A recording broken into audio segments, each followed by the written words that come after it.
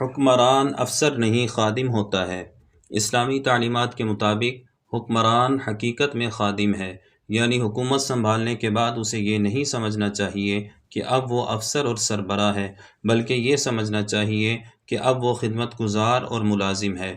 خود کو فقط خادم اعلیٰ کہلوانا کافی نہیں، بلکہ حکمران کی سوچ یہ ہونی چاہیے کہ اگر میں نے عوام کی خیر خواہی کی اور عدل و انصاف قائم کرتے ہوئے ظلم کا خاتمہ کیا تو رب تعالیٰ بھی مجھ پر رحمت فرمائے گا، لیکن اگر میں نے ملک و قوم کو لوٹا اور عدل قائم نہ کیا تو رب قدیر میری گرفت فرمائے گا۔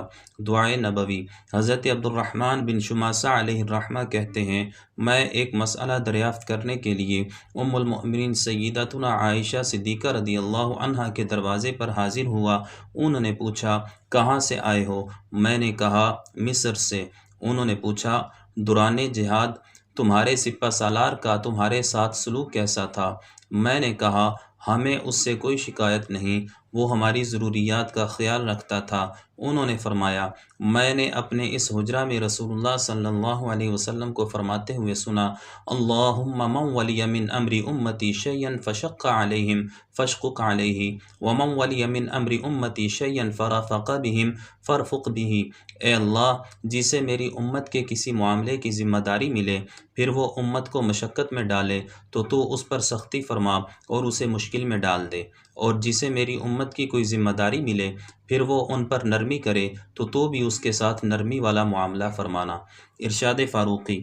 ایک مرتبہ سخت گرمی کے موسم میں امیر المؤمنین سیدنا فاروق اعظم رضی اللہ عنہ عراق کے عہدیدار حضرت احنف بن قیس علیہ الرحمہ کے ہمراہ بیت المال کے ایک اونٹ کی دیکھ بھال کر رہے تھے۔ کسی شخص نے یہ منظر دیکھ کر کہا، امیر المؤمنین، آپ کسی خادم کو حکم کریں، وہ یہ کام کر دے گا، خود کیوں مشقت اٹھاتے ہیں؟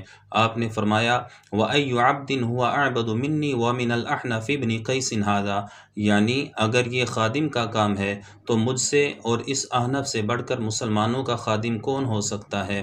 پھر آپ نے ایک سبق آموز جملہ فرمایا جو قیامت تک حکمرانوں کی رہنمائی کرتا رہے گا، إِنَّهُ مَنْ وَلِيَ أَمْرَ الْمُسْلِمِينَ فَهُوَ عَبْدٌ لِلْمُسْلِمِينَ يَجِبُ عَلَيْهِ لَهُمْ مَا يَجِبُ عَلَى الْعَبْدِ لِسَيِّدِهِ مِنَ النَّصِيحَةِ وَأَدَاءِ الْأَمَانَةِ۔